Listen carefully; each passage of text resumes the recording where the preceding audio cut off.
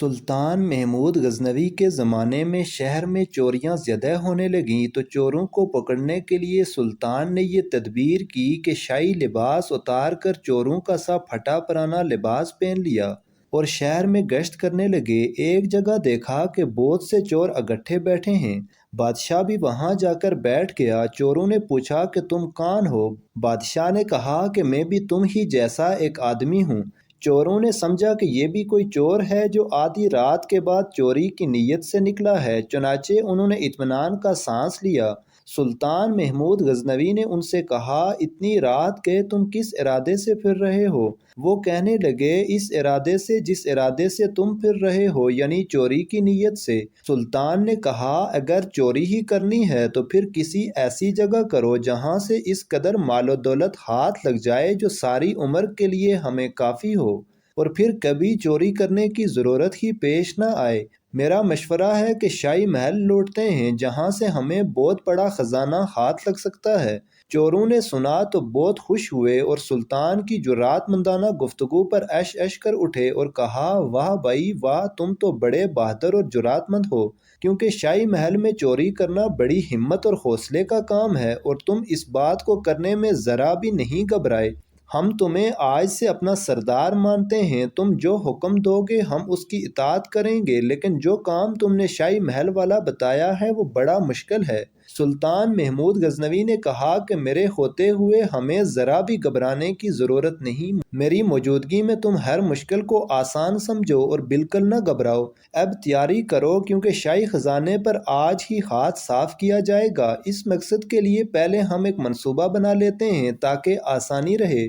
ہم میں سے ہر ایک اپنا اپنا کمال بیان کرے کہ وہ کس خصوصی خوبی کا مالک ہے۔ ان سب نے باری باری اپنا کمال بتانا شروع کیا۔ ایک چور نے کہا کہ میں یہ کمال رکھتا ہوں کہ جس جگہ پر خزانہ رکھا گیا ہو مجھے اس جگہ کی مٹی سے خزانے کی خوشبو آ جاتی ہے۔ دوسرا چور کہنے لگا، مجھے یہ کمال حاصل ہے کہ اگر سخت اندھیری رات میں بھی کسی کو ایک مرتبہ دیکھ لوں تو پھر اس کی شکل کبھی نہیں بھولتا اور دن کی روشنی میں بغیر کسی مشکل کے اسے شناخت کر لیتا ہوں۔ تیسرے چور نے کہا، میں ایک خصوصی کمال رکھتا ہوں کہ مجھے کتے کی زبان سمجھ آتی ہے۔ چوتھا چور بولا، مجھے یہ کمال حاصل ہے کہ چاہے محل کی دیوار کتنی اونچی ہو، اگر میں کمند پھینکوں تو وہ فوراً دیوار کے اوپر جا کر فٹ ہو جاتی ہے، جس کے باعث ہم آسانی کے ساتھ محل کے اندر پہنچ سکتے ہیں۔ جب چاروں نے اپنا اپنا کمال بیان کر دیا تو سلطان محمود غزنوی سے کہنے لگے، اے ہمارے سردار، اب تم اپنا کمال بتاؤ۔ سلطان محمود غزنوی نے کہا، مجھ میں یہ خوبی ہے کہ اگر مجرم گرفتار ہوں اور ان کو موت کی سزا کا حکم ہو، پھر جلاد ان کی گردنیں اتارنے کے لیے تختہ دار پر بھی لے آئیں تو عین اس موقع پر اگر میں اپنی داڑھی ہلا دوں تو مجرم اسی وقت قید سے چھوٹ جائیں اور ان کی جان بخشی ہو جائے۔ سب چور یہ سن کر بڑے حیران ہوئے اور کہا، اس کمال کے ہوتے ہوئے تو ہمیں ذرا بھی ڈر محسوس نہیں کرنا چاہیے۔ اس کے بعد وہ سب شاہی محل کی طرف چوری کے ارادے سے چل پڑے۔ ابھی تھوڑی ہی دور گئے تھے کہ راستے میں ایک کتا ان کی طرف دیکھ کر بھونکا۔ جو چور کتے کی زبان سمجھتا تھا، سب چور اس سے پوچھنے لگے، بتاؤ یہ کتا کیا کہہ رہا ہے؟ اس نے بتایا کہ ساتھیو، کتے نے جو کچھ کہا ہے اسے سن کر تو میں بھی بڑا حیران ہو رہا ہوں، اگر تم سنو تمہیں یقین ہی نہ آئے۔ باقی چوروں کو بھی تجسس ہوا، کہنے لگے، بتاؤ تو صحیح کتا کیا کہہ رہا ہے؟ وہ بولا، کتا کہہ رہا ہے کہ ان پانچوں میں سے ایک بادشاہ ہے۔ یہ سن کر سب بنبنے لگے اور بولے، یہ کیسے ہو سکتا ہے کہ ہم میں سے ایک بادشاہ ہے؟ وہ چور کہنے لگا، بے شک تم اس بات پر ہنسو لیکن کتا یہی کہہ رہا ہے۔ ان سب چوروں نے اپنے دل کو تسلی دینے اور بات کو اپنے مطلب کے مطابق سمجھتے ہوئے کہا، ہو سکتا ہے کہ کتے کے کہنے کا مطلب یہ ہو کہ یہ پانچوں شاہی خزانہ لوٹنے جا رہے ہیں، پانچوں بادشاہ ہوں گے۔ یہی باتیں کرتے ہوئے وہ شاہی محل پہنچ گئے۔ اب کمند ڈالنے والے چور نے اپنا کمال دکھایا۔ اس چور نے ایک ہی بار جو کمند پھینکی تو وہ محل کی دیوار کے اوپر جا لگی۔ اس کے بعد سب باری باری دیوار پار کر گئے۔ اب خزانہ سونگھنے والے چور کی باری تھی۔ چنانچہ اس نے اپنے خصوصی کمال سے کام لے کر جس قدر شاہی خزانہ چھپایا ہوا تھا وہ سب بتا دیا اور ان سب نے مل کر وہاں سے خزانہ نکال لیا اور جس راستے سے آئے تھے اسی راستے سے خزانہ لے کر باہر نکل آئے۔ ابھی صبح نہیں ہوئی تھی اور رات کا اندھیرا باقی تھا۔ وہ فوراً شہر کی حدود سے باہر نکلے اور ایک جنگل میں بیٹھ کر خزانہ تقسیم کرنے کا پروگرام بنایا۔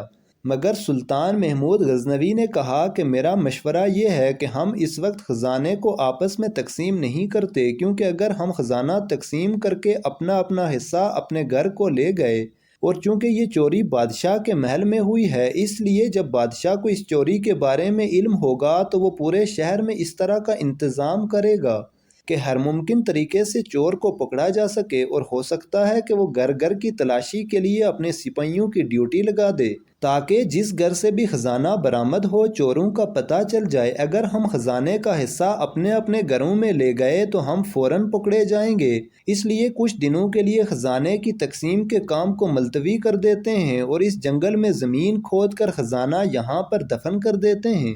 بادشاہ کے کارندے جب خزانے کی تلاش میں ہر ممکن حربہ استعمال کرنے کے بعد مایوس ہو جائیں گے تو پھر ہم ایک ساتھ یہاں آ کر خزانہ نکال لیں گے اور آپس میں تقسیم کر لیں گے۔ سلطان کی اس تجویز کو سب نے قبول کیا اور کہنے لگے کہ یہ بات ٹھیک ہے، ہم سردار کے حکم کو دل و جان سے تسلیم کرتے ہیں۔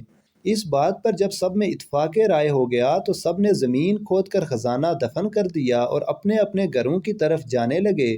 تو سلطان محمود غزنوی نے ان سے کہا کہ میں تم لوگوں میں نیا نیا شامل ہوا ہوں اور میں تمہارے بارے میں کچھ بھی نہیں جانتا کہ تم لوگ کون ہو اور کس جگہ پر رہتے ہو۔ چونکہ تم نے مجھے اپنا سردار تسلیم کیا ہوا ہے، اس لیے تم سب مجھے اپنے گھروں کے ایڈریس دو تاکہ مجھے پتہ چلے کہ تم کہاں رہتے ہو۔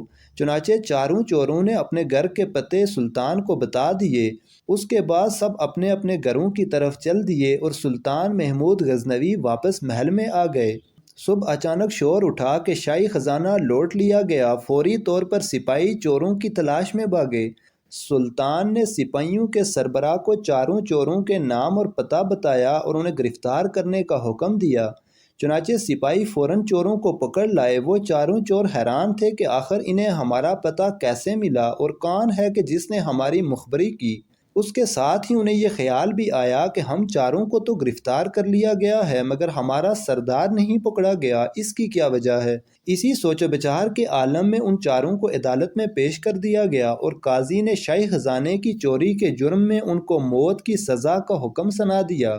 یہ حکم سن کر ان کے اوسان خطا ہو گئے اور آپس میں کہنے لگے، ہمارا سردار ہوتا تو ایسے وقت میں اپنا کمال دکھاتا، لیکن افسوس ہمارا سردار نہیں پکڑا گیا۔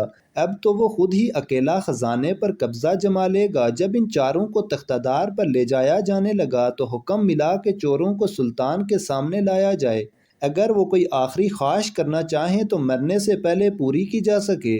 جب چور سلطان کے سامنے پیش کیے گئے تو سلطان محمود غزنوی پورے شاہی لباس میں تھے۔ چاروں چور نظریں جھکائے کھڑے تھے۔ اچانک اس چور کی نظر سلطان پر پڑی جو اندھیری رات میں بھی ایک بار دیکھی ہوئی شکل کبھی نہیں بھولتا تھا اور دن میں شناخت کرنا کوئی مشکل نہ تھا۔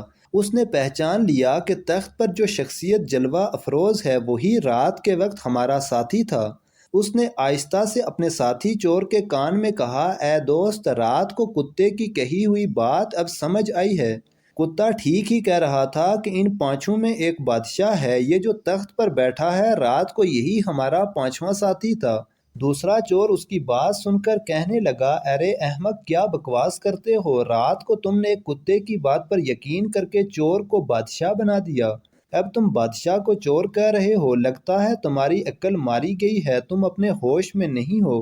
سلطان محمود غزنوی ان کی آپس میں خسر پسر سن رہا تھا۔ وہ بولا، تم لوگوں نے کیا خسر پسر لگا رکھی ہے؟ جس چور نے بادشاہ کو پہچان لیا تھا وہ فوراً چند قدم آگے بڑھا اور اپنے ہاتھ باندھ کر کہنے لگا، اے ہمارے سردار، ہم سب نے تو اپنا اپنا کمال دکھا دیا، اب تم اپنی داڑھی کب ہلاؤ گے؟ اس وقت ہلاؤ گے جب ہم موت کے منہ میں چلے جائیں گے۔ سلطان محمود غزنوی اس چور کی بات سن کر ہنس پڑے اور کہا، واہ بھائی واہ، تم نے مجھے پہچان لیا اور اپنا کمال دکھا دیا، اب میں اپنا کمال دکھاتا ہوں اور اپنی داڑھی کو ہلاتا ہوں، جاؤ تم سب آزاد ہو۔ چوروں نے اپنی رہائی کا حکم سنا تو بڑے متاثر ہوئے اور اسی وقت سلطان کے قدموں میں گر کر معافی مانگی اور آئندہ چوری سے توبہ کی اور ہمیشہ کے لیے نیکی کا راستہ اختیار کرنے کا سچا وعدہ کر کے شاہی دربار سے رخصت ہو گئے۔ مزید اچھی ویڈیوز دیکھنے کے لیے چینل کو سبسکرائب کریں۔ جزاک اللہ۔